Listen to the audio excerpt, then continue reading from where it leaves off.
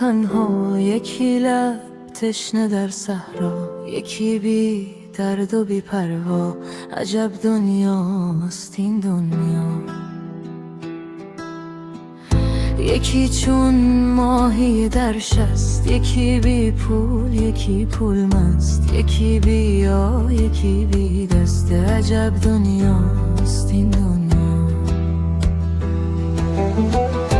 یکی از آدمی دور است، از سروت مست و مغرور است، به فکرش از خدا زور است. عجب دنیاست این دنیا.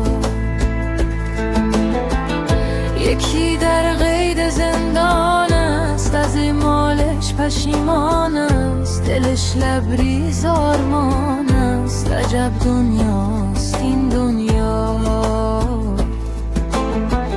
یکی از بچه بیزار است، یکی برناختش زار است، به یاد بچه بیمار است. عجب دنیاست این دنیا.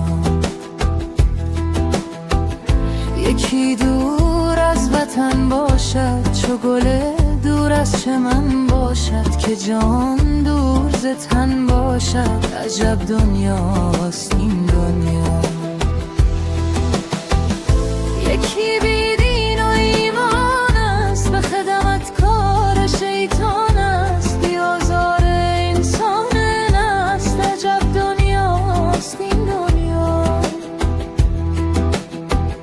یکی از عشق دیوانه، میان مردم افسانه، یکی بی کوی و بی خانه. عجب دنیاست این دنیا.